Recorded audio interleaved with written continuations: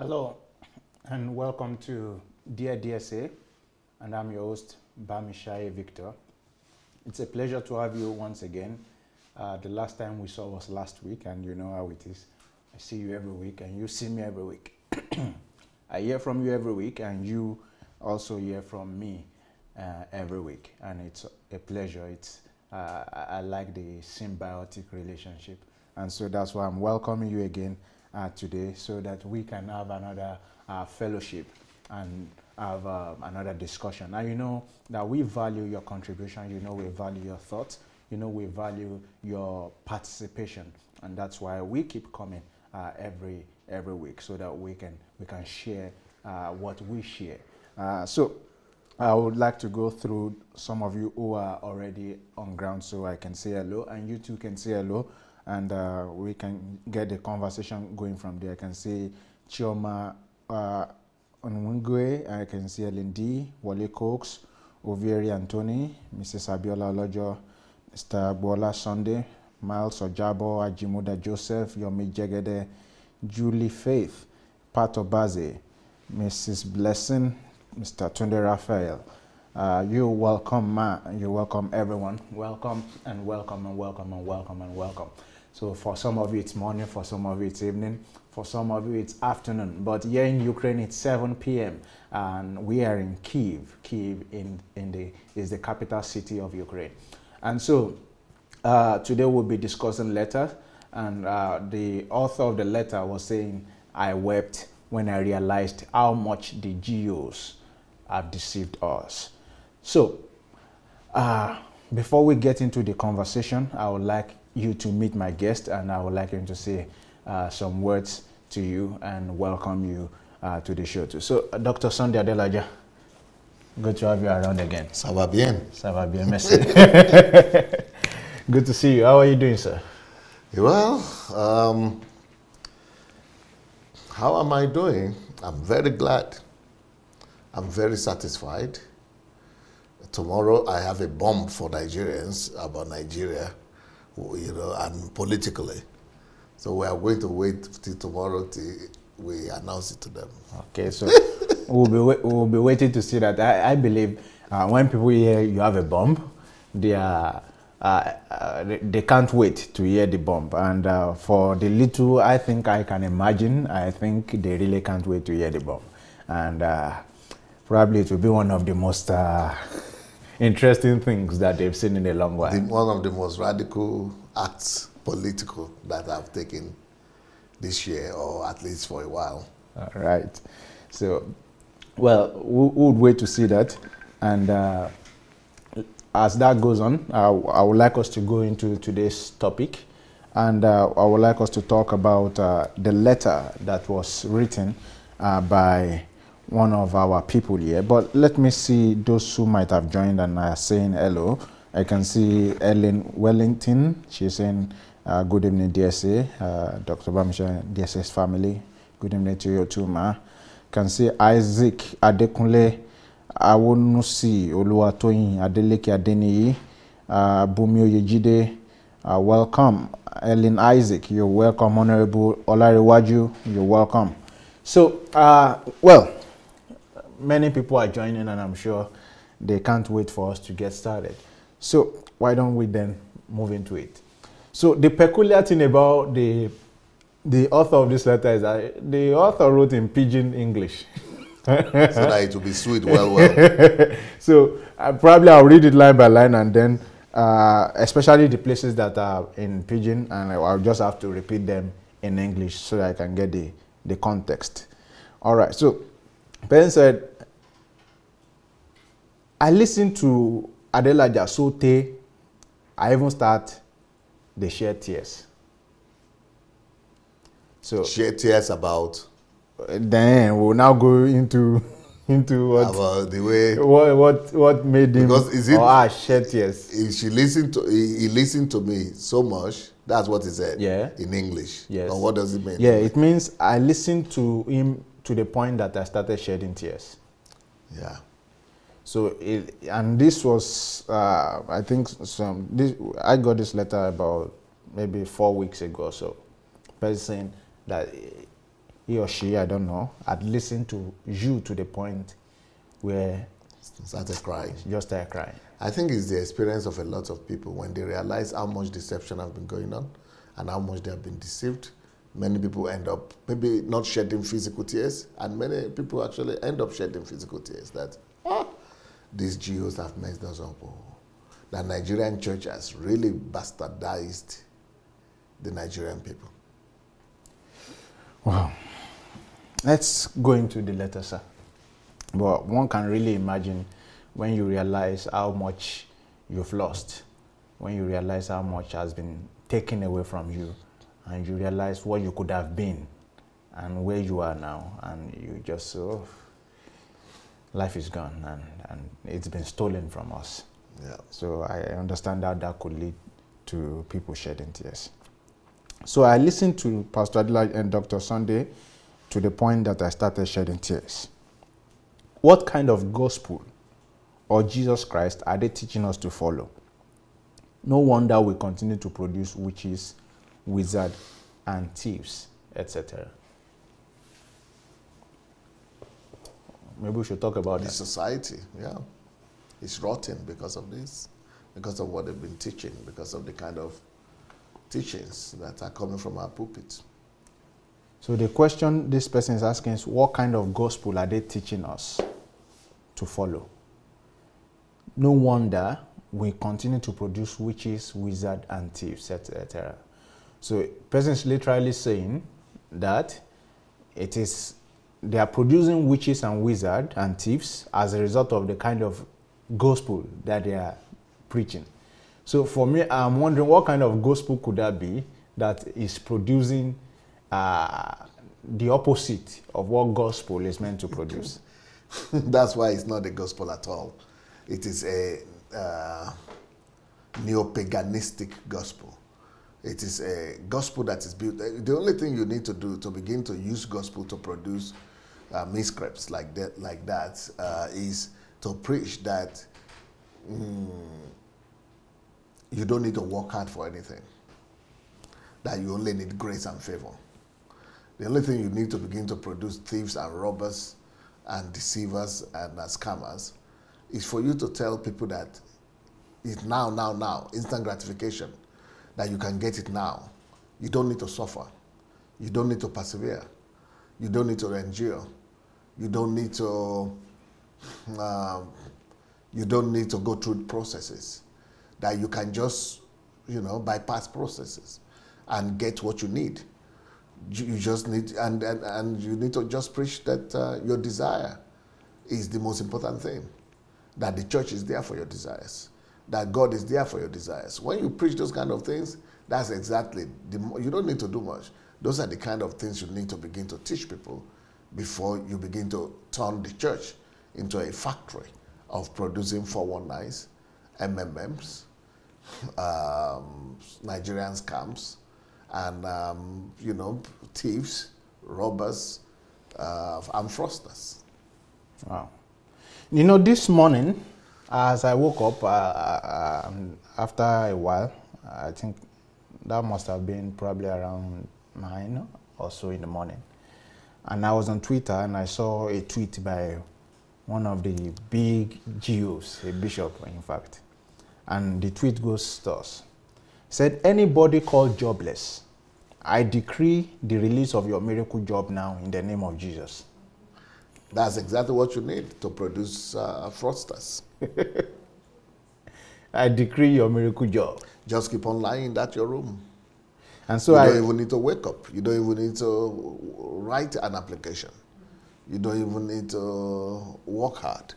You don't need to do anything. Just let the G.O. and the fathers make the pronunciation. That's all that is needed.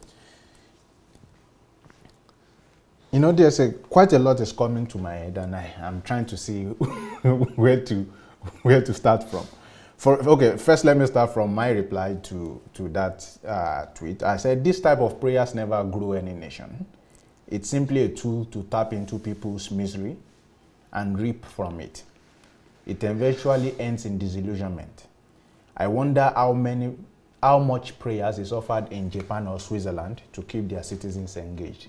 Fraud. Fraud. Fraud. Fraud prayer, fraud G.O., fraud people.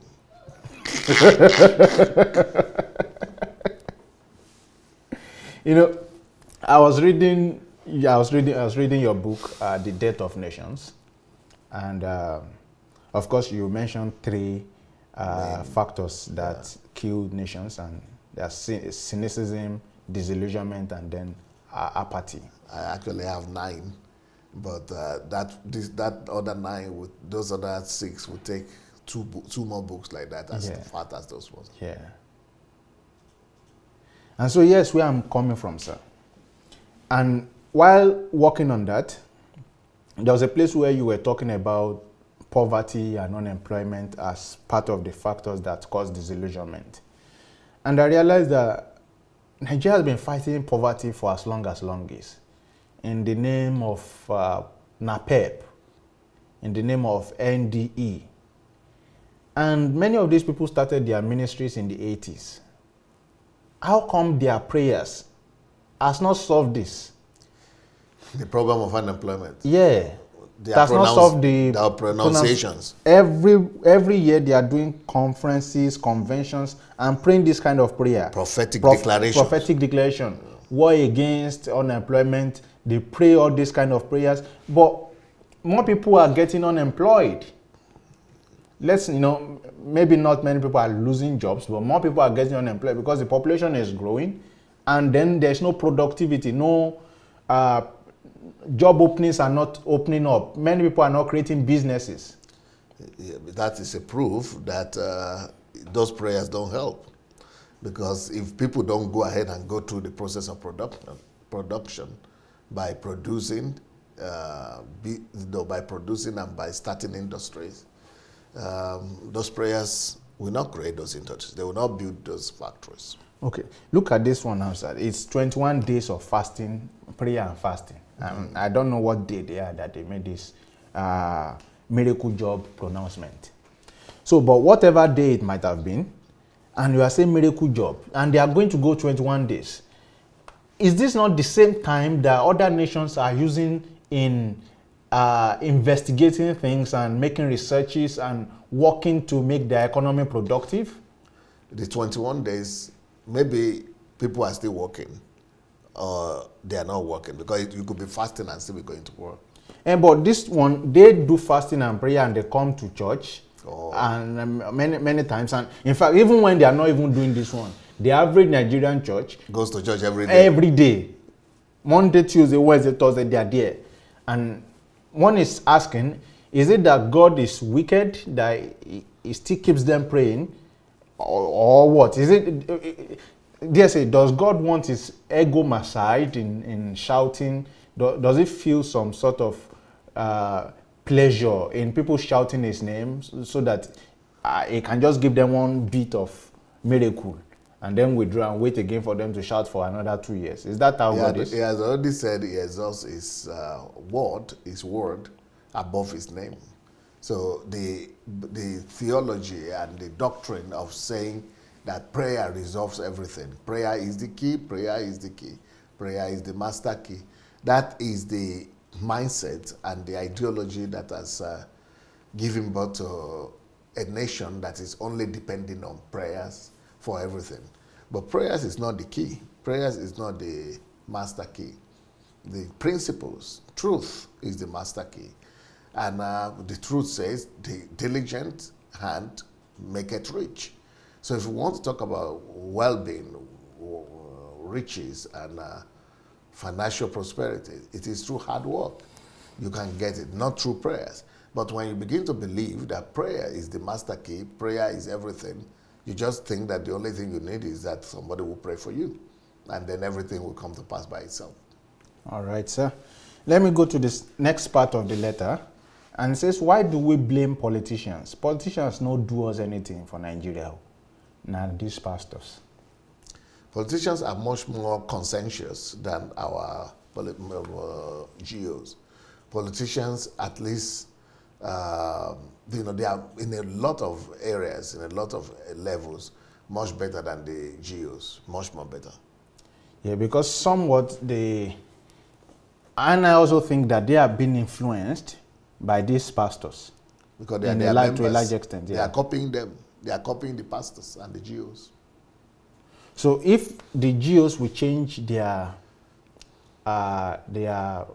preachings and Doctrines, doctrines, politicians are more likely to change.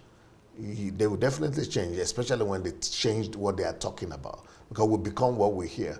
If politicians begin to hear more about, like there is a book here that is written about the elite.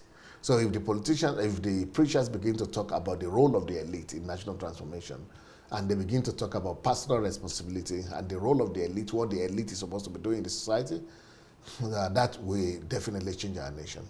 You know, there's why I also subscribe to this idea is, although maybe it's not something to play with, but it's something that has been said, that in the olden days before the advent of Christianity, swearing-ins or taking oath is done with this African traditional religion in the name of Shango or Shun, all of them. Yeah. And the way it is that those gods are very quick to anger, and if you go against the oath, if it's death, you die immediately. If it's whatever, you get immediate results. So they tend to say that, but this Christian God is very gentle, and so they just take the oath with the Bible because they know nothing would happen. So I'm also thinking that because of the doctrine of irresponsibility, the doctrine of leaving everything to God, the doctrine of saying God will take care, God will deliver our nation. So even the politicians know that if they don't do anything, it is God who is not doing something, because it is God's responsibility. And so why should they be doing the work of God? And so they do not have they do not feel any form of responsibility for what they are not doing or whatever they are doing. But because if it was in those days and they were, it was with the Shango people, they know that nobody says Shango will bless you or Shango will build your road or Shango. No, they say you will swear that you do it or you not do it. And you know that it's you that has to do it to her. And if you don't do it to this, what probably Shango will do to you. So what those people even preach, those Ifa people, is even bringing some sort of sense of responsibility to the people who are following them. But the case of Nigerian Christianity today has robbed people, especially the politicians, of the sense of feeling any sort of responsibility. Can you imagine, sir, that a general now, I think he's dead now, I'm not sure if he's the one who is dead, yeah. After stealing the money that was meant for armed procurement, he built a church. A guy in NNPC, after stealing the money meant for NNPC, he built a church. There's another guy, a colonel, from the same arms deal money, paid 35 million to church. So there's a general sense now that the politicians have that stealing is not bad as long as we can settle God. And that's coming from the teachings from the pastors. I've even heard pastors saying that even prostitution is not bad or stealing is not bad. It depends on what you use the money for. So if you steal and bring the money to church and use it to build the church, that, God will forgive you. And that's why people will go all the way to go and steal, then bring money to their church, to their denomination, and thinking that they are doing God a service. Then again, the next points are why is the root of moral decay. Yeah. Why this? That's why that book you are talking about, Why Nations Die. Yeah. It will be very helpful for Nigerians to read. I believe so. I so much believe that. Especially for me, the most important part for the root of everything for me was even the cynicism part.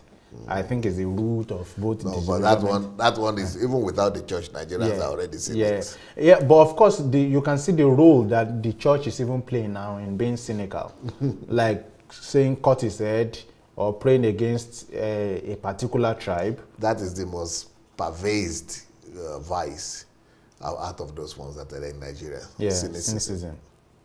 And you can see every Nigeria is cynical and is a cynic without even you knowing it. Without even you doing anything. Yeah. It's automatic. You know, something happened this week. And that's why those people who are opposing Buhari and who are saying they will only need young people, it's not because they have cross-checked though, and they have done their research that the young people will outperform the older ones. So it's just because of cynicism. Cynicism, yes, sir. They are so cynic about everything. Something happened this week, just this yesterday or the day first day. So there's a new IG. Yes. And so in police hierarchy, there's IG, AIG, then the DIG. Yeah. And so there's an Igbo woman who is probably the first DIG of police who has 4 years more in service, who probably would be, if anything, could be the next IG. So immediately, Buhari appointed this guy from the middle belt. And one of the things I got in your book is people have lost. The one who's going also is coming from middle belt. Yeah, that people have lost the idea of middle belt. Okay. And they just take everything as not. Because even Kogi State is not, Kwara State is not, and a large percentage of these people have nothing to do with Hausa, Igbo, but they are still not. And because they have the tendency to bear some northern names. So they started saying that, Buhari has brought his nepotism again. He skipped the woman. Nobody is even asking what is the woman's rank. And if there are about even 4 AIGs, we have to just pick one. Nobody is asking, how come this woman has 4 more years in service and this guy has just 2 more years in service? They just accuse them straight of nepotism. Nobody just cares. That's cynicism that has been planted, where we don't even consider merit again. We only think of where people are from. It's the same thing that they were shouting, I think it was Paul Ade Farasin, who was saying something like Buhari is some savior of the Fulani race. I forgot what they called them, maybe Yandi or something. And so God is going to take him away, more like that. And they don't know how they are subliminally passing that cynicism into the mind of their followers, because the government cannot do anything out of goodwill now. They will be suspected. They will be suspected. For instance, the election is going on, and they were going on with governance, giving market money. They said it's because of election. But we were living in this country when people were stealing money because of election. This government is giving the money out to the poor. And you say it's because of election.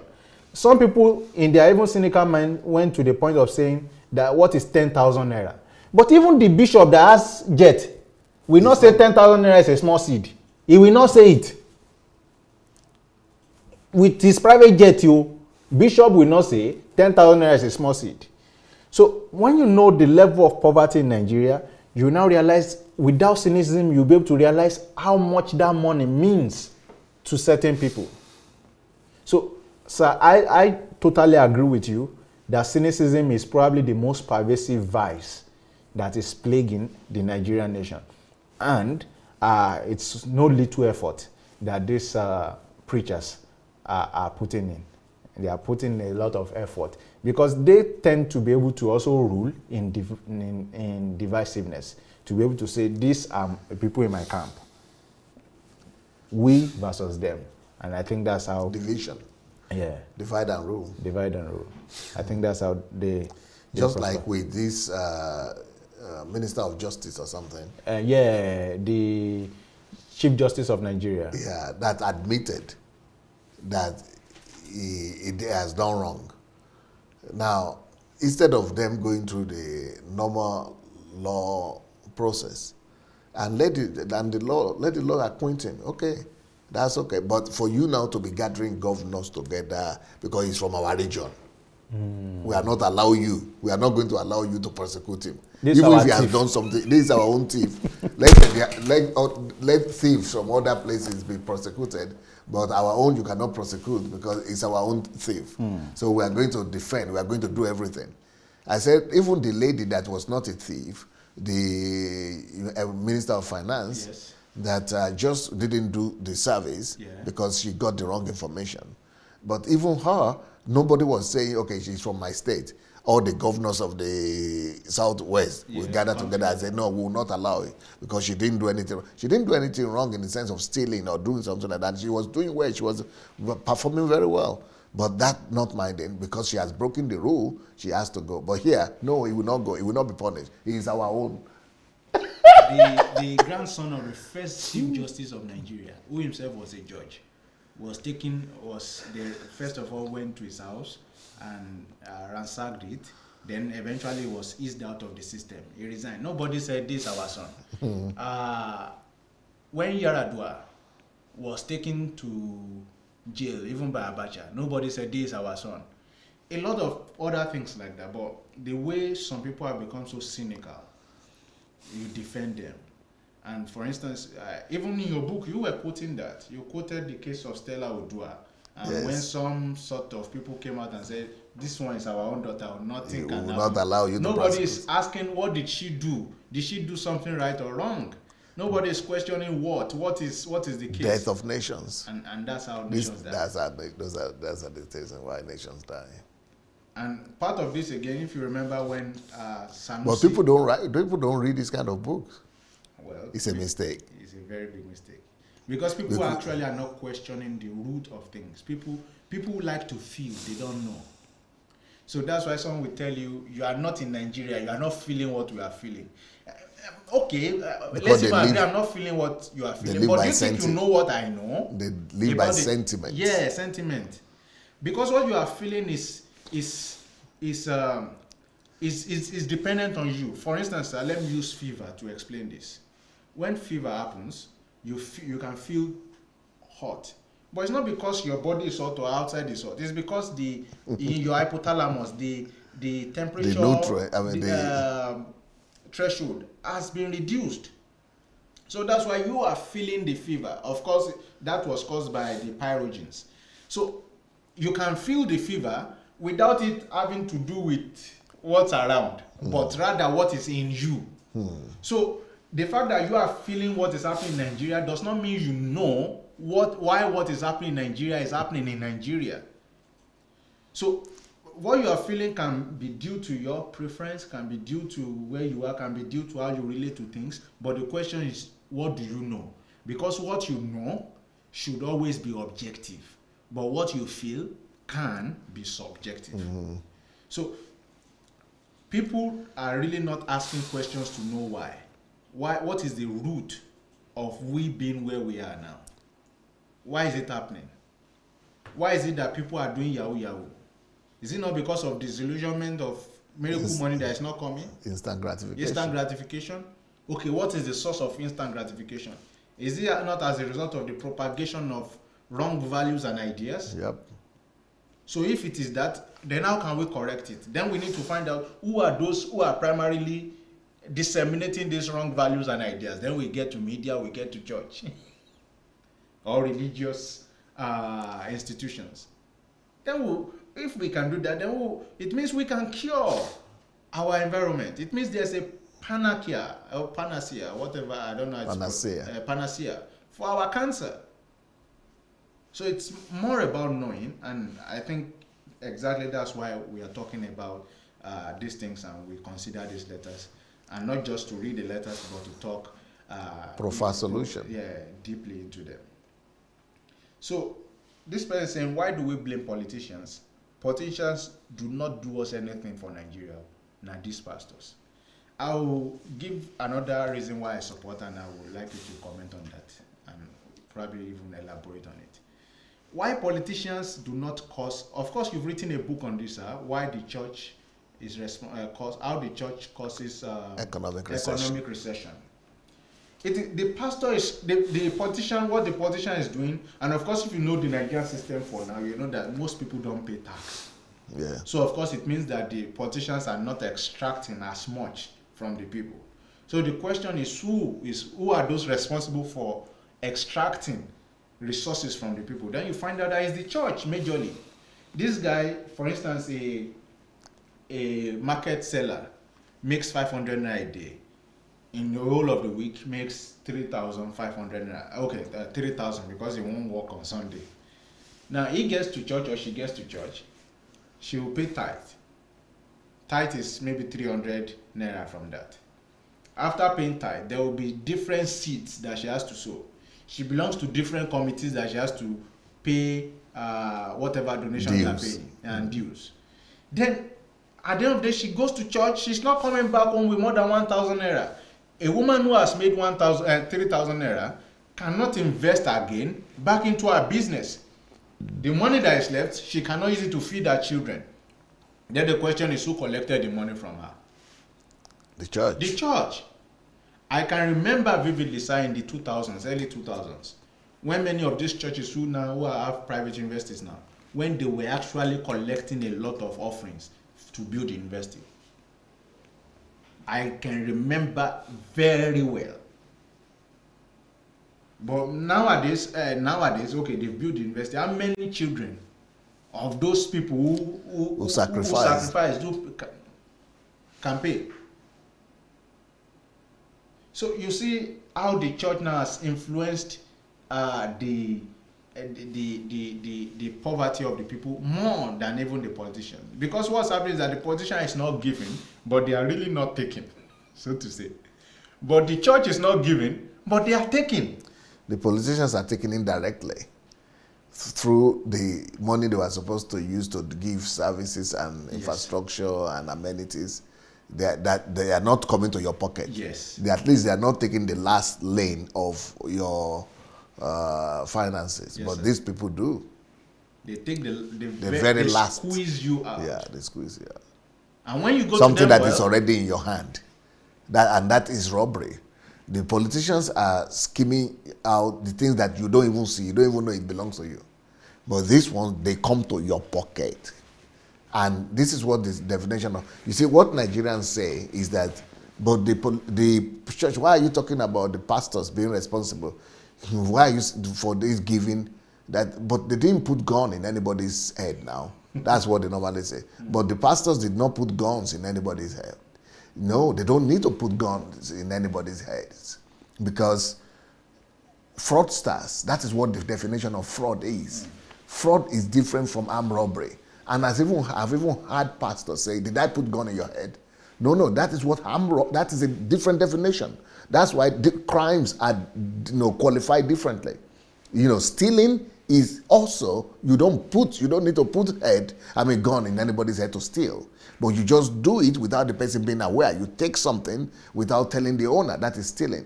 Armed robbery is when you take a gun and the person is seeing you like this, and then you are using the gun to say, I'm going to kill you, give me what you have in your hand. That is armed robbery. Both of them are stealing, but you are aware of the armed robbery when you are being robbed, but stealing, you are not aware. So now, but there is another one that is called fraud. So what is fraud? Fraud is when you are told everything that, this is your money, I'm not bringing gun, and I'm not even stealing you, unaware, but I'm telling you to give it to me. I'm convincing you. So fraud is when I convince you and you willingly surrender what you own, what is your own, under the pretense that you will get something more, or you will get a bigger and better benefit. So you will let go what is in your hand. So that is what is called fraud. Fraud is that you make somebody to willingly give and surrender what he owns to you because you have sold it to the person false hope. So you tell me, when you tell people in the church you will get 30-fold, 60-fold, 100-fold, and that before the end of this year you will get this, before the end of this month you will get this, before this year comes to pass, this one will happen to you, and none of that happens, and you have collected what I had in my hand, that is the definition of fraud. Because you don't even give it back when I ask for it. Or you don't even say, what I promised you, if you are honest, if these pastors have been honest to the end, they would have said, okay, I promised you this. And if they are godly and God-fearing, they would have said, I promised you this, that by the end of the month or by the end of the year, you will get 30-fold or 60-fold or 100-fold. It didn't work out. So because I fear God and I'm a honest person and I'm clean, I don't want you to be disillusioned or to be disappointed or to feel defrauded. So since what I said didn't come to pass, this is your money. Sorry. At least I didn't take anything from you. This is what honest people do. This is what truthful people do. But for you to now be coming with an argument that did I put gun in your head? That means you are not just a fraudster, but you are a rude, nonchalant, unrepentant, and wicked one as well.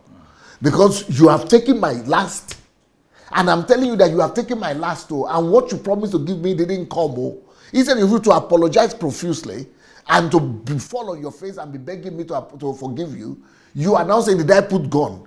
Yes, you did more than gun, because fraud, another aspect of fraud is that you exploited my trust. You used my trust. I put my trust in you, and you exploited my trust, and you used my trust to defraud me and to harm me, to deceive me and take away from me. So you have committed two crimes right there. You have taken from me. You have you have disillusioned me, and you have led me to, you have jilted me. You have jilted me. You have made my faith to crumble. So you are doing more harm through fraud, and that is why the criminals that are convicted for fraud, they always have the same amount of years in prison as those ones who did armed robbery. I mean, it's almost the same. It's very, very grave. It's a grave crime, and it carries the same amount of punishment as the people who bring gun. But it's even worse than that, because the one who brings gun, you can see that it's an enemy. But the one who comes with fraud, you will think he's a friend. And most especially when the merchandise now becomes God or his product. The God, the one they trust with all their lives, the one they know will never deceive them. Yeah. But you are using his name to now rob people. That is wickedness on different levels. So when the disillusionment now happens, people now tend to lose faith totally in not God, just in not you, just in you, but in God as well. Yep. But that's even peradventure they begin to think about it, because many other people, because of their own also because the deception has been so, yeah. Yeah, because somehow you cannot be deceived or manipulated except you have some sort of expectation. So the expectation. But that is why God is the fastest way to defraud people. God, because they have expectation from God all the time, and especially when you are being taught the gospel of transactional relationship with God. So you always have expectation from God, and that's why that's the easiest way to defraud you, because you are thinking that God will bless you. Is God. So because of that transactional relationship, you have already been brainwashed, and you have already misunderstood God. And so then when you are coming from a culture where you only go to God for what you could get, and you only go to God for transactional relationship, you think, yes, this is just normal. So when they are robbing you and defrauding you, you think what they are doing to you is just the normal thing. So God has now been made some sort of betting, where, I mean, it has now become so normalized, people have become so desensitized to this fraud that they've now conceptualized God as some sort of betting scheme. Lottery. Yeah, lottery. That, okay, oh, maybe it didn't work this time around, but let me sow more, let me give more money. Maybe I'll be the next lucky person. Like playing casino, casino. But how could it be that such a mighty God would allow himself to be reduced to such and do nothing about it? Because that's not God. That is paganism. That is the concept of paganism. Paganism is that people go to God for what they could get. The concept of paganism is, that's why Jesus said it is the Gentiles that do this. Each time you see Jesus saying the Gentiles do this, it means he's saying that this is not Christianity. Christianity is different. Christianity doesn't practice this. It is the Gentiles, it is paganism that practice. So what are some of the areas and some of the things that Jesus referred to as pagans that do this? One of them, which is the most obvious and prominent passage that we all use, is Matthew chapter 6, when he says that don't worry about what to eat, what to drink, what to wear. Don't go to God because of that. Don't be seeking God because of what to eat or what to drink. But seek God because of the love that you have for him. Seek God because of your desire to serve him. Seek God because of your desire to follow him. then in knowing what you already know, because it's your Father, seek God because it's your Father. Seek God because of the personal relationship you are building with him. Now he, knowing your needs, will now provide for you. But he says, but don't be seeking for what you could get, or don't be seeking for what you could gain, or don't be seeking or be worrying for what you could drink or wear, because this is how the Gentiles behave. This is what the Gentiles seek about, seeking things. It is not God. So God is neutral. God is out of the picture. They are the ones exploiting the name of God. They are the ones putting the name of God behind it. But God is not. It's just like somebody taking my name now and using my name to defraud people on the internet. I'm not even aware of it. It's not me. Some people go ahead and put my picture, and that is what the pastors are doing when they are using the name of God to promise people, what to eat or what to drink or what to wear. Because Jesus has already said, no, don't worry about those things. God is not concerned about those things. Worry about other things. I mean, don't even worry about anything. But, God is not the one that is making you promises that, you will come, I've been worrying about what to eat and drink, and I will be giving it for you. No, to you. No, that is why what we are fighting is that the gospel in Nigerian churches change. That the gospel they are preaching in Nigerian churches is falsehood. It's not Christianity. It's neo-paganism.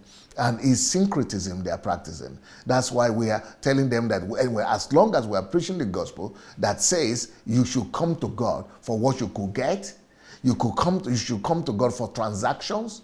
That is not the God of heaven. It's not the God of the Bible. That's what Jesus was trying to tell them. He said, you came to me not because you saw the works that I do or you saw the miracles. You are not impressed by that. You came because you ate something. Even though God could provide also, but once you begin to turn God to a source of, provision and to a source of, fulfilling your own egocentric needs. Once you turn God to a means rather than to an end, then you corrupt the concept of God. Then you are no more following God. You are following that which is the end. You are following that which is the priority in your life, which is the one you have exalted, which is the thing that you have put as your, as the number one need, the number one priority in your life, which is the need for you to be fulfilled, which is to meet your own needs. So whenever you are meeting your own needs as your number one reason for going to God, then that you're satisfying yourself is the God that you are serving. It is not the God of heaven. So when they came to Jesus and saying, even though Jesus provided for them what to eat, he did. And he could always do it at any time, but that must not be turned into the reason why you are seeking God. That must not be turned into the goal and in the end. So once God noticed and Jesus noticed that they have turned provision and success and blessing into the goal, Jesus told them to go away. He said, because you are not seeking me because you want to know me. You are not seeking me because you want to know my Father. You are seeking me because of what you could get. So I am no more the goal. I am no more the end result. The end result right now is what your satisfaction, which means your satisfaction is the goal, is the purpose of your life, is your God. Your God is you. That's why Jesus said, and the Bible says, their God is their belly. Their God is their stomach. What does that mean? You are serving God, though. You are doing as if you are serving God. But really, you are doing it for transactional reasons. So Jesus detected transactional intentions in their activities and stopped them.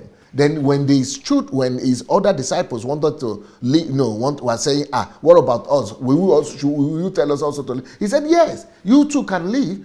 But those people said, no, we are not leaving because with you is you have the word of life. So they have discovered that it is not by bread and butter. Man shall not live by bread alone. So they have discovered that no, even if we get what you do miracle or you don't do miracle, even if you provide or you don't provide for us, we don't care. We have discovered truth. So the reason for following Christ now is that we believe that you are the one that has the word of life. The reason we are following you is that you have the truth. So they have elevated the truth above their needs. They have elevated the truth above their instincts. They have elevated the truth above their earthly desires and their passion and their pride of life and their immediate needs right now. So unless you do that and you elevate truth above sentiment, above instincts, you cannot follow God. That is why the Bible says that those who follow God and don't have the love of truth, God will allow them to be deceived and to fall into into deception, to believe in lies. God will cause them to believe in lies because they don't have the love of truth. It is only when you have the love of truth that you can disregard things like what to eat or what to drink. Truth will be raised above everything else, and truth will be the only basis for which you take your decisions. Truth. So, but the question again is, how do they know the truth when there's no preacher without truth? Yeah. So that's why we are being raised up right now. That's why God is raising up these temple cleansers and idol smashers to bring the truth amidst all the deception. And by God's grace, the truth will disseminate. And that's why I'm writing all these books. For people to discover, have alternative knowledge, which for the truth to come through. Yeah. All right, so I'll read. I'll continue with the letter, and they said I will read from beginning. I've listened to Dr. Adelaja to the point that I started shedding tears. What kind of gospel or Jesus Christ are they teaching us to follow? No wonder we continue to produce witches, wizards, thieves, etc. Why do we blame politicians? Witches, wizard, what? And thieves. And thieves, okay. Yeah. Why do we blame politicians? Politicians didn't do anything to us in Nigeria. It's these pastors. They all collect from the poor members and politicians and use that to build their empires. May God open our eyes not to continue in this ignorance and our foolishness till old age. I think we should talk about this one. No, our parents have already continued in old age now. And we are getting old every day. When I came to the Lord 32 years ago, I was just 19. Now I'm old. Time goes very fast. And I was just 19. In my mind, I'm still 19. But in reality, I'm already old. So we shouldn't continue till old age. As long as night and morning is coming, you have to change yourself before you change the system. How come people don't feel old in their soul, in their inner?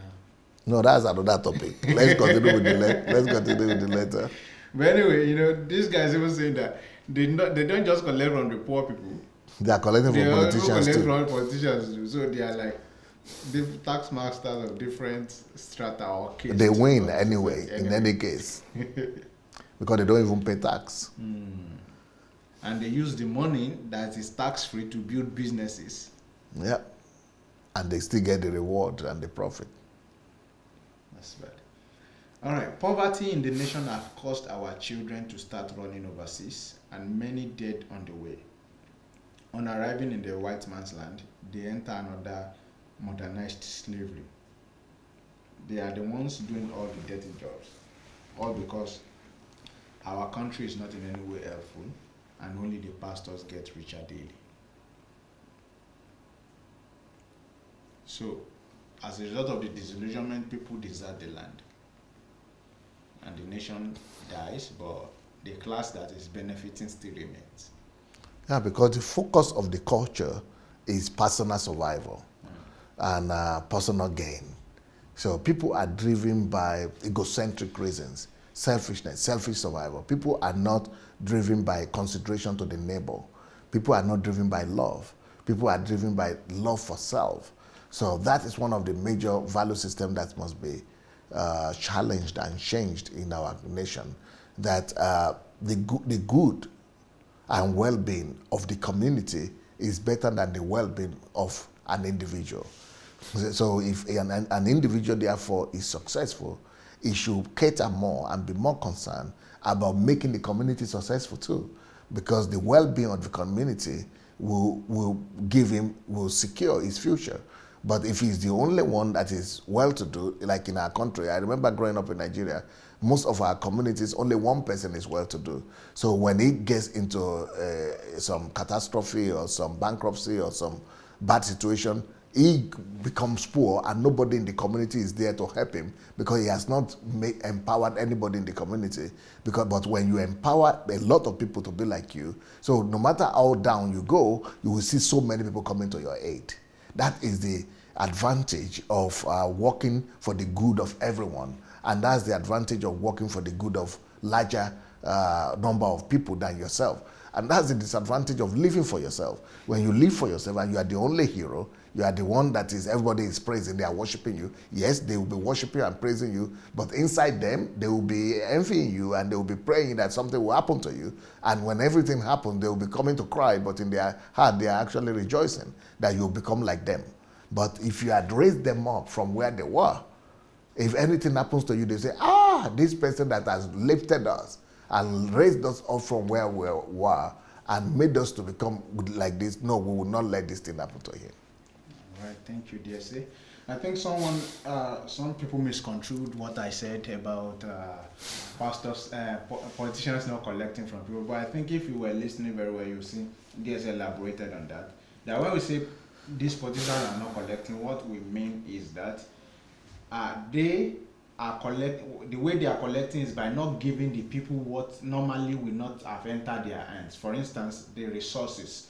So the politician embezzles the natural and the national treasure or treasury, but you as a citizen, you never get to handle the national treasuries. It's not what you worked for, so to say.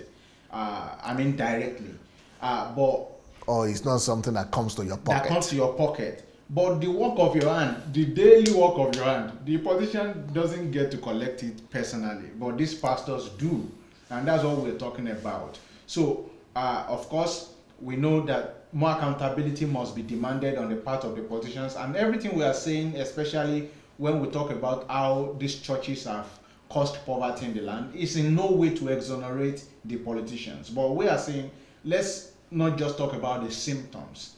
Let's go deeper into what is the etiology, what caused it. You now realize that what caused it is our value system, and the question is, what forms our value system? What are the things that that influence our values? And you begin to look at it, you see education, you see the 7 spheres of influence, you see media, you see religion, and the most powerful force that influences the culture more often than not is religion. Religion has more influence on culture, although I believe our culture also has a way of influencing religion. But with the way it is in Nigeria, religion has done more, and in this case it's a misunderstood religion. It's a fake religion. It's not the real essence of what it's not the original stuff. It's some syncretism. So it now has influenced the culture, and you know, culture in its ways in itself is defined as the way of life of a people. So if religion influences the way you live your life, now we are saying that how can we change things? But we cannot change things if we do not know what is wrong. And so when we talk about these things, we are not in any way, and personally I am not in any way exonerating or saying the politicians are not responsible for anything. No, they are responsible for a lot. They are responsible for a lot because we have entrusted them with our commonwealth. But we are saying that beyond people who are even stealing our commonwealth, we are saying when it comes to individual work that you have done for yourself, that the work you've done to raise money for your own well-being, that who are those who get to collect it from your hand like this, who take what is in your pocket, either by fraud or by stealing, you know, or in any way they do it, making false promises and telling you God will do this and do that, you have to pay this seed, seed of perfection, seed of healing, seed of breakthrough, seed of deliverance, first fruit, alpha and omega offering. They see all of this nonsense, and by the time you look at it statistically, you find out that you've just been defrauded, and it happens again next year and next year and next year, and you are wondering, why are you poor? Why are people Is it poor? Just next year? Every week, every day, week, every yeah. day you go to church, there is one offering that is being demanded. collected. Yeah. So you look at the way churches are. they've proliferated everywhere. In fact, in Nigeria today, you cannot use church to describe somewhere because you'll be asking which one. There are about 5 churches in one small street. In a place where you will not even find school, in all of the whole area, you will find 20 churches. And you see that it's been so set up that you cannot escape them. They must collect your money. And you are wondering why are the poor increasing. The poor are increasing every day because of these churches. Because they are extracting what would have even been your last means of survival.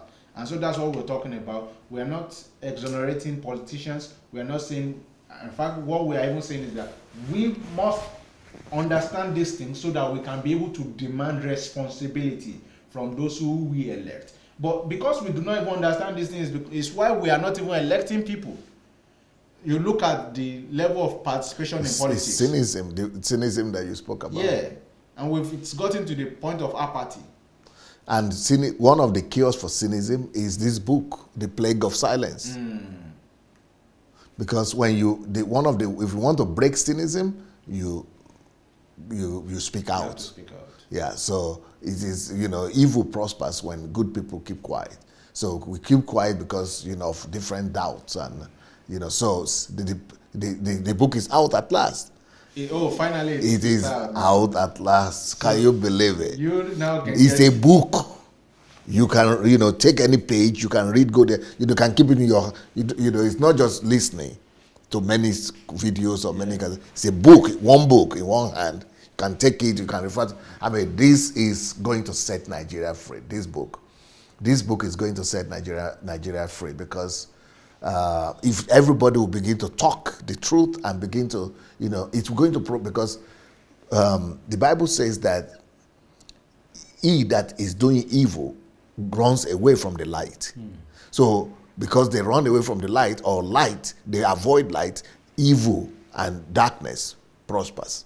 So, but if you could get light to come, you destroy the power of darkness. So everything that is dark in our society, everything that is evil, this one alone, this book alone, the power of truth, light alone will destroy it. And truth is the light, and speaking out is light. So this book will, like for example, somebody was interviewing me today, talking about rape in the family, that husbands rape their wives. And they say we should talk about it. It's time to talk about it. And this is plague of silence. In Nigeria before, nobody even knew that those kind of things existed because nobody was talking about them. A lot of things that people don't talk about, plague of silence. Every darkness that is in Nigeria, everyone, in family, economy, politics, church, that we are talking about it right now. We are breaking the plague of silence. So that's what we are doing. So this book is the centrality of reformation. Because until one person speak. Today is Friday, eh? No, today is Wednesday. Today is Wednesday because the book is on pre-order till Friday. So after Friday, it will be $20. So before now and Friday is $3. So if you can be smart enough, you just go and they said somebody wants to call. Okay, we have a call. Package it like that. Oh, she's saying that it is the bestseller. It has become bestseller. Number one bestseller. Yeah, number one bestseller. You say number one. After all, yes, photo. And then Pristala photo. Okay. You see, number one. It's number one. New releases in political philosophy. Amazon hot new releases. Our best-selling new and future releases updated hourly. So our own has been number one this week. That's brilliant. So, bestseller. Guys, I think you should go out now and get it on pre-order before it gets more expensive. I think $3 is more cost chicken change than $20. KFC is more expensive. KFC is even more expensive than that. Yes. So with that, it means even if you have $20, why not pre-order this one so you can save it to do. Because the way DSA releases book, it releases more than you can read. Sometimes. But you are all complaining that you needed my books in English. Now you are releasing it. We can't keep up. No, you are even saying, okay, we are even ready to translate them. Yeah. And in fact, by the end of this week, I'll be done with another translation. Of another book. Yeah. They are in trouble, eh? So, the readers. So we can't keep up. And that's not, this one is old translation, not the one you are doing. I'm writing right now. New ones. And so by the time you look at it, we can't keep up. I know. But why is it that people were demanding for them before? I say, hey, when I begin to do in English, you can't keep up. We say, no, just let them come in English. They didn't know it was going to be so dynamic like this. But for me, I still wonder, I've seen you, and after even translating, I still get to read the whole book to you. And you're able to do it in one day, finish the whole book. Yep. But when we want to read the book, it still takes us a long time. So when it's time for HMT, even for me, the first time I came, right, for HMT, I said you have to finish one book. I said you are because I couldn't fathom it. That you read the whole book in a day. But I just realized eventually it's about interest, training and training. Yeah, skills. And you have to just keep doing it. You may have to and start people, from and many people end up doing it, and they are surprised that they could do it. Yeah. I realized that, and also particular interests, because like passion, interest people, and passion. We've not been raised to ask questions, and so when there's no question, there's no hunger, there's no desire. You don't look for any information. So it's just like a full basket or a locked house. No one enters. So no matter how you just. And that's why Jesus was angry with the Pharisees. Yeah. That you have taken the key of knowledge from people. Yes. Knowledge. You shouldn't take it from people. And you are not entering. And you are not allowing people in. Yeah, that's exactly what he was describing. So in that situation is a situation where people have been robbed of their ability to ask questions. Because until there's a question, people's lives don't change. People don't look for the information that change them. Yeah. Even when they find it on their platter of gold, they will not even notice it. Yeah. They don't realize it. And so I think what we're doing now is also making more people to ask questions, and then they begin to value information. Today before I started making my way to come here, and I was thinking in the kitchen, and I was like, there are a lot of people who have better results than me, but of course you've written a book, no one is better than me. And I realized, okay, actually I was meditating on that, no one is better than me. Then I just realized again that no, actually no one is better than me. It's just that people know better than me. The book is called No One is Better Than You. No one is better than you. But no one is better than you. The full name of the book is No One is Better Than You. Yeah. They only converted better. Okay. So, but for me, I even now realized that the difference. They did something better. Yeah, what they know, they knew better. And of course, with knowing better, you get to do better most times. Yeah. Of course, there are a lot of people who know and don't do, and that's. But the people who become better are the ones who have done better. Yeah. Yes. So I just realized, and knowing is on the basis of information. Yep. So in the last 3 months now, I've read nothing less than 14 books. Wow. This January alone, by the end of next week, I could be done with 3. Beautiful. Or even 4, maybe, it depends on how. But I'm just looking at the way I'm getting more information. Somebody told me that, but I didn't find it on Kindle Unlimited. They said on Kindle Unlimited you could put it on audio and regulate the speed, and it will read it throughout for you. Yes. I didn't find it on. I tried to do it on Kindle Unlimited because somebody was talking about Okada, and another person wrote in the comment that Kindle too has it, but I didn't find it on Kindle that it could read it out to you, because I found that it could read, but it could only do 1 page at a time. On Kindle, in fact, that on Kindle, no, you cannot do it online. You will finish the program. Yeah, so that but on Kindle, I have Kindle, but it's all I try to look for it, but maybe it's there, but somebody has to. In the Kindle, Amazon Kindle app itself. Okay. And however your own text-to-speech works on your device. Especially if it works on, if you're using Apple. Because I'm using the Amazon Kindle app. Yeah. So you just swipe from. Yeah, but you have to. And it keeps reading. But you have for the whole book. Yeah, for the whole How book. can you swipe the whole book? No, that just one swipe. It just keeps reading. Okay, because my own, when I swipe it like that, it stops at the end of one page. Only the one that maybe is. we'll check it. Maybe we have to check it. Yeah. But if it's just what is on the screen, but if it's just any other document, it stops at the screen. Okay. But for the Amazon Kindle stuff, it can do it to the end. It just keeps going. Oh, that's good. Yeah, it just keeps going. That so is very good. That was even very, because I'm an audio Person. learner. Okay. Yeah, so I read more with audio. Wow, that's so good. I've been able to, because that's going to be faster. Yeah. A little faster. And because all these my books, one can then read in a month. Every week you can be reading a new yes, book. Yes. In fact, if you want to go, if you really want to read and you really mean it, you can read 2 books every week. Every week, yeah. I mean, with every other thing you are doing. Sometimes I read up to 2-3 books a day. Yeah. Wow, beautiful. So yeah, let's go on with the letter. So did you want anybody to call in too? Okay, people can call in, but yeah, people can, please, you can call in, and the way to do that is to write to Move Agents on Messenger, and when you write to Move Agents on Messenger, just write, I would like to call, and then our producer is going to call you. So we do that so that there will be no multiplicity of calls coming in. That way it affects the person who is speaking at the moment, and also the concentration in the studio. So just write, and then we will call you. So please, we'll be very ready to receive your calls. So I'll take the letter from the last where we stopped, right? So it says, they all collect from the poor, members and politicians. They keep it to build their empire. May God open our eyes not to continue in this ignorance and our foolishness till old age. Poverty in the nation has caused our children to start running overseas, and many dead on the way. On arriving in the white man's land, they enter another modern slavery.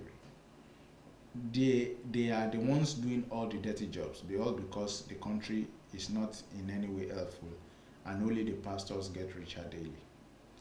They are building domes, owning multiple aircraft, driving Bentley, Lamborghini, building colleges and universities. Same church members are maids in their houses, multiple security guards for themselves and family. A building auditorium built with billions, yet the nation is going down into poverty. But bricks are there in billions. Yeah. Like a particular church built a branch with 1 billion naira. And just one branch. Yeah, one branch. 1 billion. It's very interesting what the person is writing. Yeah. I want to hear. You want us to finish the... I'm just caught up with it. Okay. So our youths find it difficult to afford college tuitions and no job even after you finish college. Still, these churches are being maintained on a regular basis with billions, and our people are watching and dying.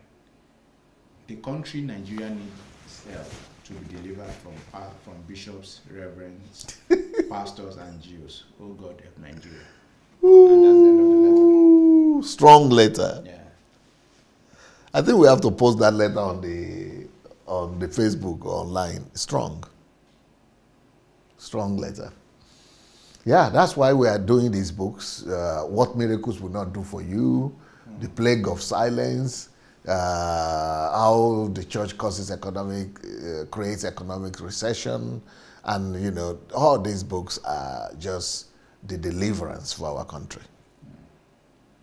And everybody can read these books for free if they if they register for Kindle Unlimited. Yeah, they can read them for free. But me, I'm still having one question. Yes. Okay.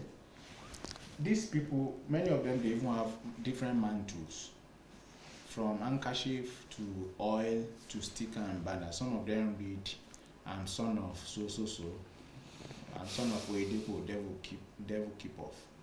So when they are doing this, how come they are still having security guards? How come their own protection is not working for them? Or is it that, I don't understand, is it that it doesn't work because they are the originator, but it works for other people? Or why is it that they are...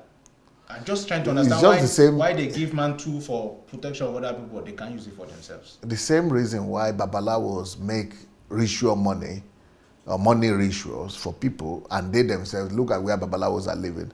They themselves are not well to do. They themselves are poor, and they are just taking money from the people who come to them, and they are just living off the money they get from there, something. They cannot do the juju money for themselves or money ritual for themselves. The same thing for this, it's all about fraud.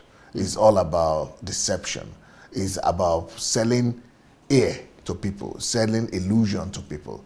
People want to believe in something. People are looking for what to believe in, what to trust in.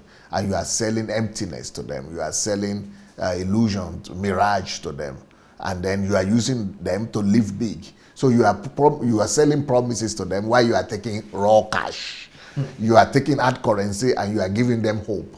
Let them go and be hoping. And so they are living on promises and hope. That is what we call mirage. Mirage is when you are expecting that something will come, that something is ahead of you. You are living, you are behaving, living, pursuing, waiting for it. That is hope. But so that's what Nigerian churches are doing. They are selling hope, mirage hope for people, illusions to people. But they are taking the cash from those other ordinary people because of the gullibility of people. That's why the more a society is civilized, the less they go to church.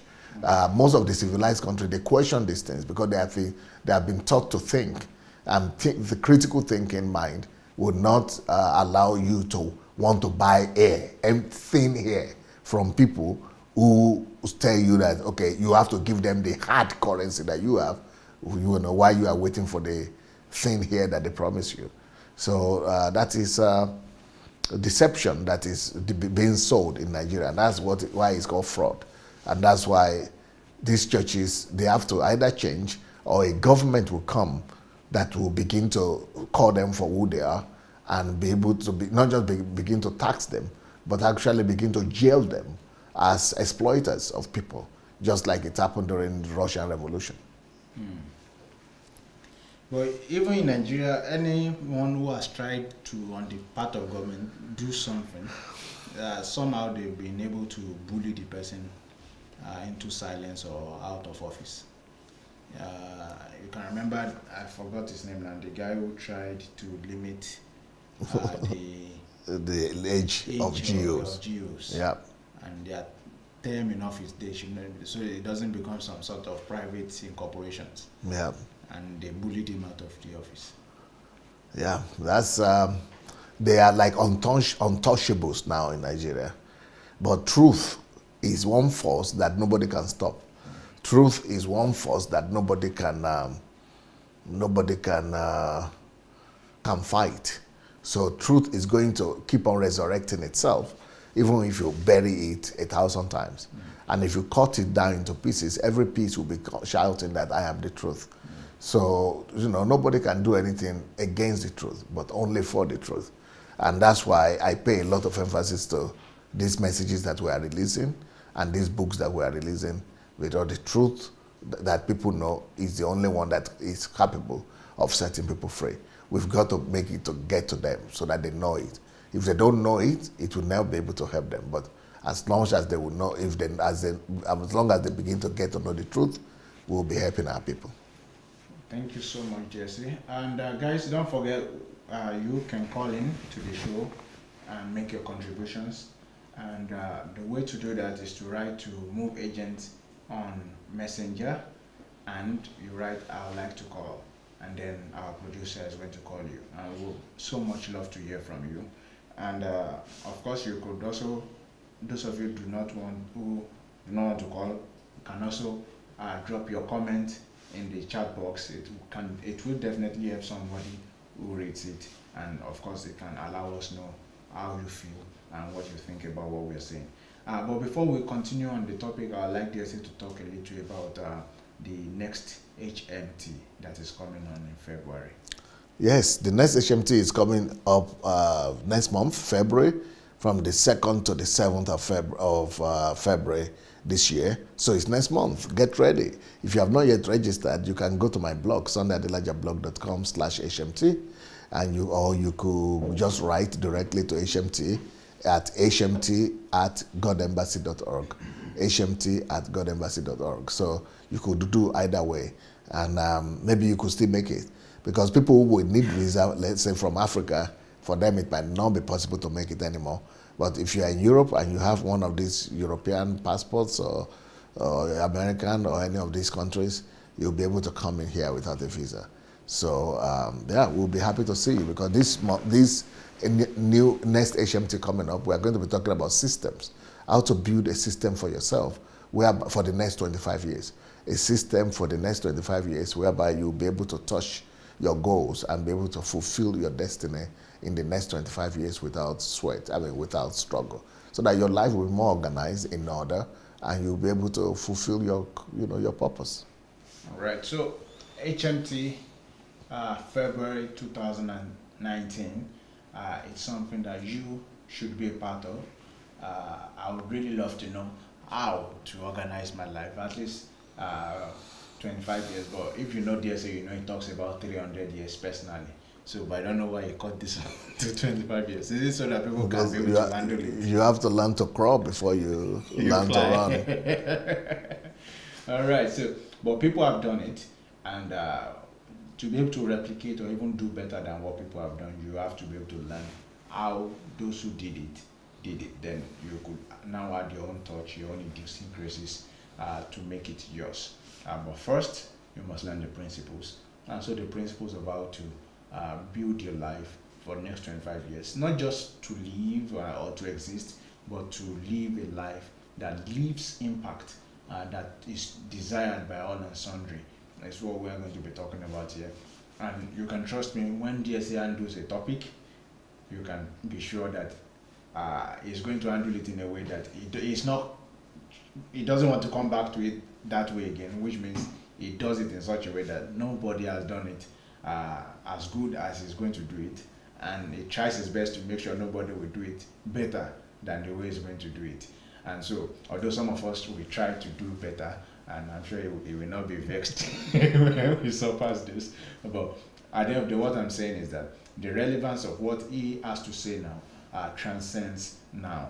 And so if you can just get a grasp of it, you will know how much and how deep, how good your life will transform for the better. So you can start planning now to be a part of that HMT. And for those of you who may not be able to travel, just try to learn how to be a part of it. Trust me, there are going to be ways to be a part of it. So what do you need to do that? Stay glued to this channel.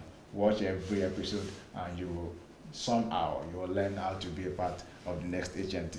All right, I don't know if we do have a call or we just go forward. By the way, do you know that somebody has responded to my Elijah, one of the Nigerian pastors? Oh. Has responded to my Elijah challenge at last. What did he say? Or is it the one who was analyzing? Yes. Okay. Yeah, so I don't think he said anything, but he analyzed. So, but the question I had, and of course, maybe many people would have, okay, at the end of the day, what is his conclusion? Was it just to teach people how to ask questions, or I didn't get the goal? I think his conclusion was that there is an apostolic showdown that is going on, and that apostolic showdown, is biblical. That there should actually be, or there might actually be, something they call apostolic showdown. I've never heard of such. And then he also was making the point that,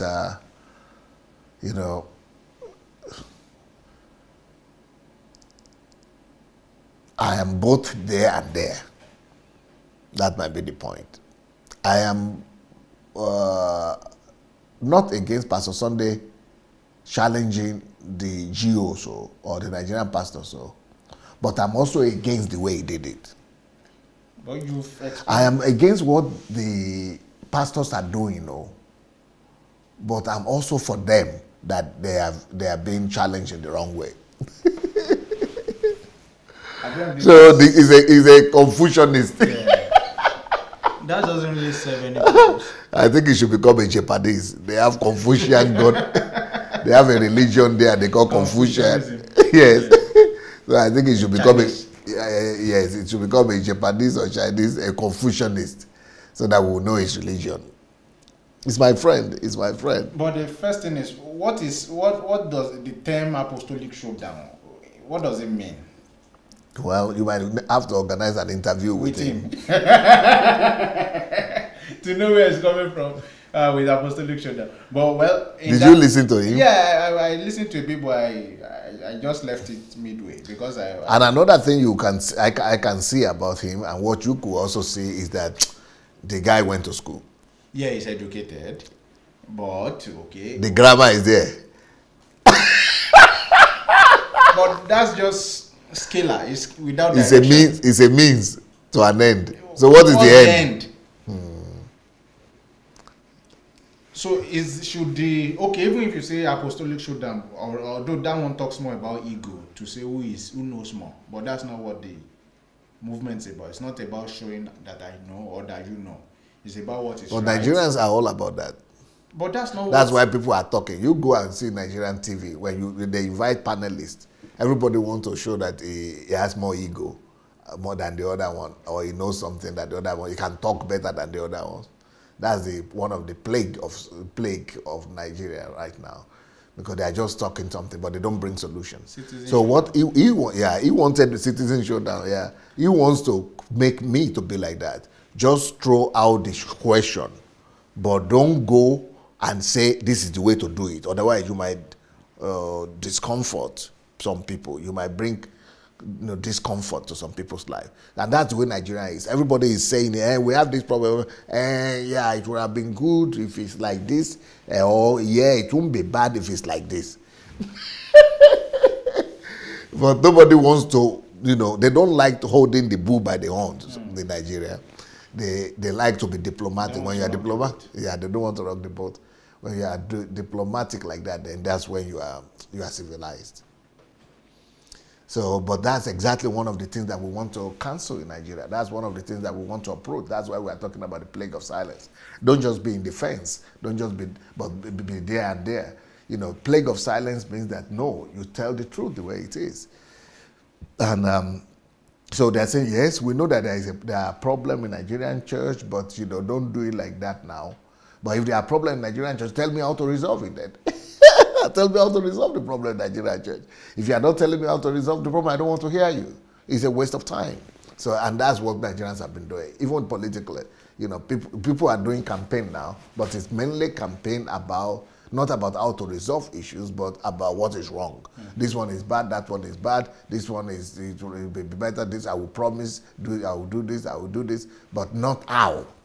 No processes, just promises, unfortunately. But again, for anyone who may be having questions about Dr. Sunday Adelaja's methods, and of course that's what a lot of people are saying. Hey, we do not disagree with what he's saying. You see, I'm not saying he's wrong, but how? And so he has done an exclusive interview with Anojo, I think that was on Saturday and then on Sunday, about answering all the questions about his methods.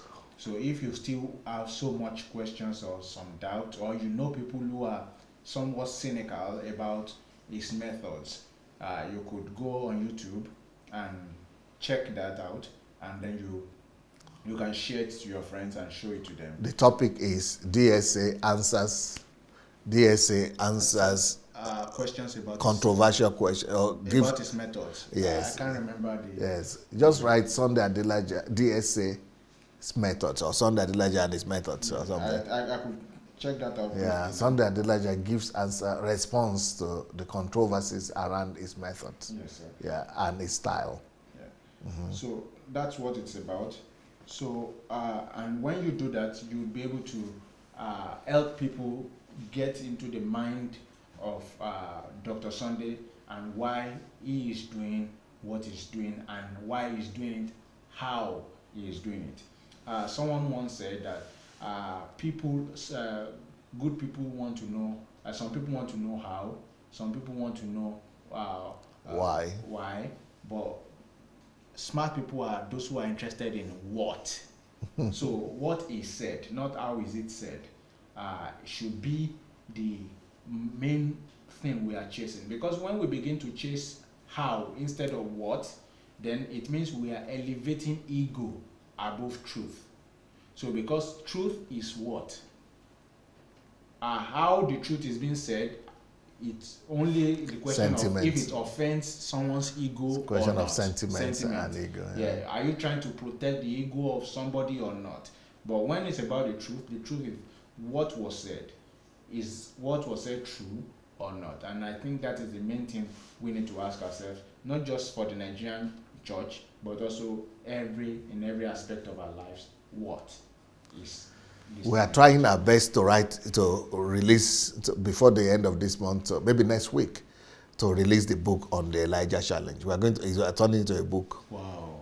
And it's already ready. It's with the publishers already. So when it will be ready, I think by next week it will be ready. The book will be there like this, physical. You can the Elijah Challenge. People have just seen this a video. Mm-hmm. No, you can see it and hold it like this and see the why behind the action. Mm. Can you imagine an Elijah Challenge in book form? 150 books or 250 books. Book. 3 pages, yes. And then it's going to explain everything that, because people are still telling me today, why can't, if you want to do a lecture challenge, you call fire on them now. They don't get it. That's not where we are coming from. We don't believe in that. But, you know, we're trying to use allegory to convey the message. And especially it is what they believe in, because that's the dispensation they preach on, and that's their doctrine. So you are the one who believes in this.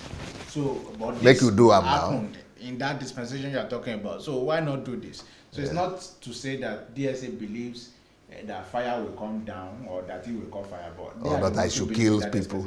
Yeah. We don't believe in killing people. Exactly, but they are the ones who believe they can strike anybody down. Speak against me and you die. You will die. All right. So the topic is DSA response to all controversies about its methods and style. So there's part 1 and part 2. So it's an Ask DSA series with Dr. Anuojo. Dr. Anuojo. So DSA responds to all controversies about its methods and style. All right. So the idea becomes that if you know a better method, please use it.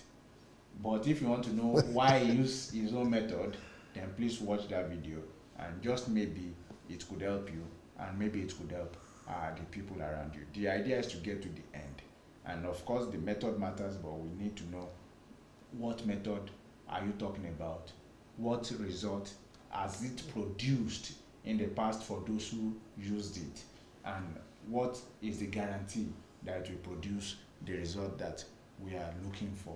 And so all of those will be subjected to analysis. And of course, we believe in superior arguments, because that's how we are trained, and that's what we do. I don't know if we have a caller. Okay, so maybe we just call it a day today. Yeah, because I still have to come back in 30 minutes time on how to know God through the Holy Spirit. Yes, sir. We are still exploring that topic. Yes, sir. So the letter we read today was talking about, the author was talking about the emotions that came through him when he realized how the influences of the gospel that is being preached in Nigeria, and he began to realize that after listening to DSA for a while, and he began to see the alternate reality, the truth of how things should be, and through that mirror he's been able to look at what is on ground in Nigeria, and he said, I was moved to tears. He said, I cried when I realized how much the G.Os have deceived us.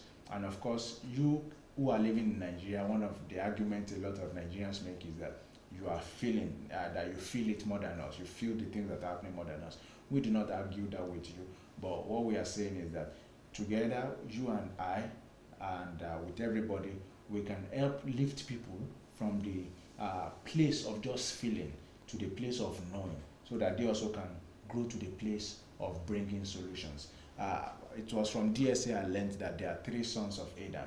The first was the victim, the second was the valiant, and the third was the solution, or the victor, as you may want to call it. So we have to leave the place of living as victims, and we also have to stop the valiance and ourselves stop being valiants, as the case may be, and so that we can start being the solution to the people around us, to our society, and to our nation at large. So it's been a very great day with you, and I will just leave DSA to give his last words, and I, from my end here, I say peace and see you next week. Yeah, thank you so much, everybody. If you want to come to Ukraine in February for the History Makers training, go to my blog, sundayadelajablog.com/hmt. If you want to get to read my books, you can get them also on the same blog, sundayadelajablog.com/books. If you want to come to Nigeria with us, you could go to that same blog, sundayadelajablog.com/Nigeria. If you want to join the mentorship program, that is for free. And you can also do it on the same blog, sundayadelajablog.com/mentorship. And you can also read my books for free on Kindle Unlimited. So if you want to come to HMT, it's sundayadelajablog.com/HMT, or you could write to our mail, hmt@godembassy.org. I will see you in the next 30 minutes for the series on how to know God through the Holy Ghost. Thank you so much. Peace.